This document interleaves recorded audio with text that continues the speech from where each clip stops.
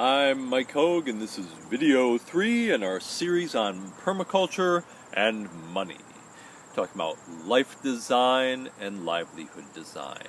And this time we're going to talk about how we can supercharge our lives by harnessing the power of negentropy, or negative entropy. It's a feature of living systems like ecosystems. You see, unlike most of our man-made systems, which are subject to entropy, meaning over time they break down, they go into disorder and chaos, and require new investments of energy in order to keep them useful to us. But unlike that, ecosystems appear to grow wealthier, more diverse, more abundant, and more rich in energy over time. Taking an example of entropy in our lives, it's like look at something like our houses. When you buy a house, you have to continue to do all this maintenance upkeep on it. If you don't, the house is just going to wreck and go into a state of entropy where we are no longer to get use from it unless we keep putting new energy into it. Same thing is true with a car. The same thing is true with most of our clothes. We buy clothes that just go into disrepair. Perhaps you can think of some more examples in your life. A lot of our technology these days isn't just something that's prone to entropy, but it actually has additional entropy design into it. So systems with negative entropy have two main features that we want to look at. The first is on the input side. Unlike the systems we were looking at earlier that look like agriculture, these natural systems have way more diversity of inputs into them. In fact, that's one of their characteristics, that life forms will evolve to fill all of these different niches that come up in the system, and so that they're really making capital out of every possible useful thing they can and are able to convert that into the system. And then the other thing that happens is once they go into the system, that energy is caught and stored both into individual organisms, which themselves catch and store energy and grow in value and health and energy over time, but then also in organizing the interactions between them. It stores energy in the organization, in the interconnections of the system. And so, even with the same number of elements, the ecosystem can increase in energy and usefulness over time. So one of Bill Mollison's key insights was that we humans would be clever if we designed our systems to be negentropic too, wouldn't we? So first, let's take a look at the input side of that equation we were looking at earlier. Because usually, if we have a problem with our home economics and we're not making end meets, the only thing we ever think about is how to change the input equation. We need a new job, we need more money. We're always dependent on something from the outside to get us more money to get what we want. But really, that impoverishes us when we're only focusing on money as the only resource for getting what we want.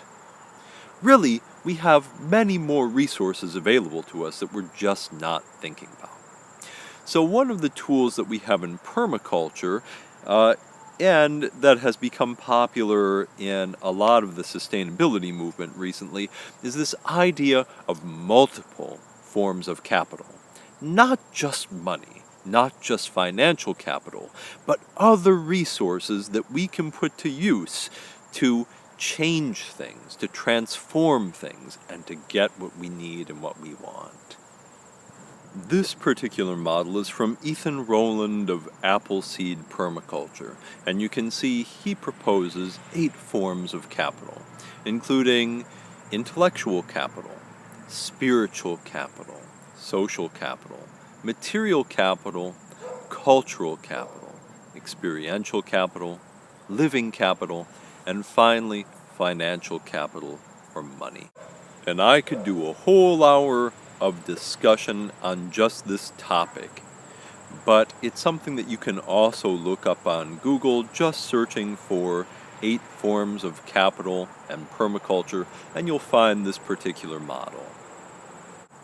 But for the purpose of our discussion, the key thing to think about is that money, financial capital, isn't always the most efficient currency for getting what we want.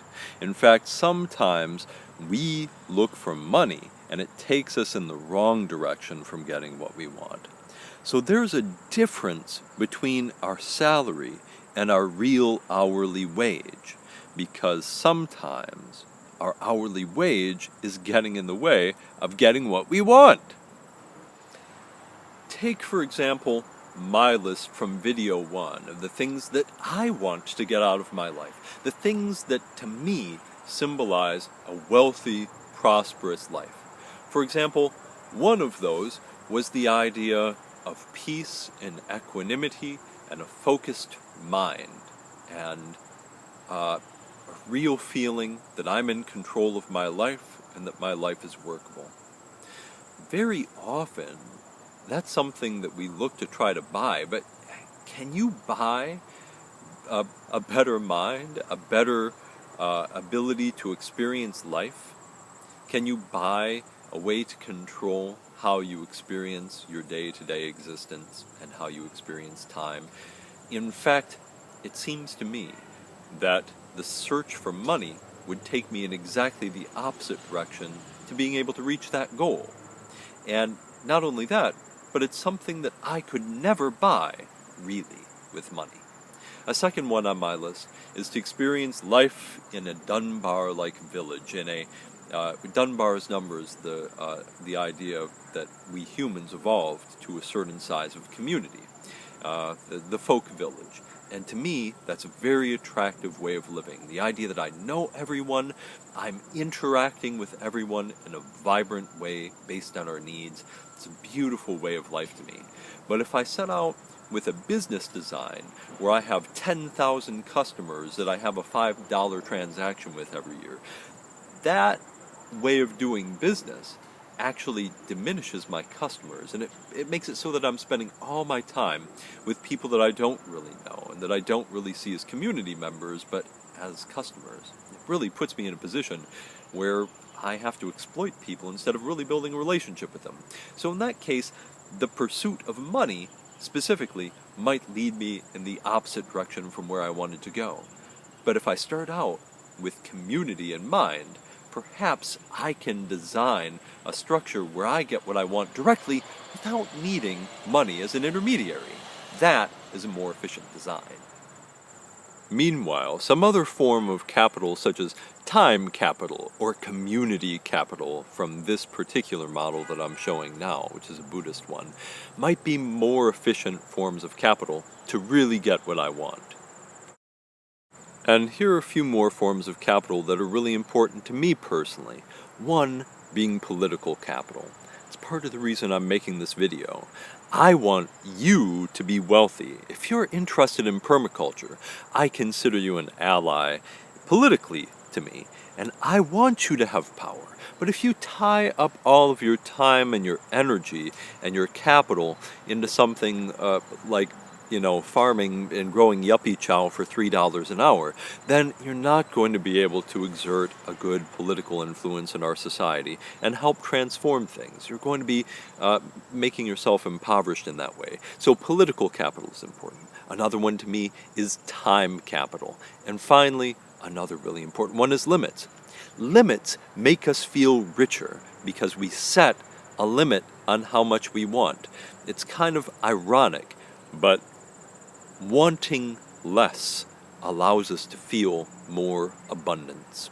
In fact, we have a word in most languages for people who are financially wealthy at the expense of other forms of capital, and that word is miser. And as I've written about at Lily House before, in a lot of folk communities, people spontaneously rank the people who have the most money in their community as being the poorest, right down there amongst people who are terminally ill and truly destitute. The image I'm showing now from the book Your Money or Your Life is just one of many studies that shows exactly that money, financial capital, doesn't correlate to happiness.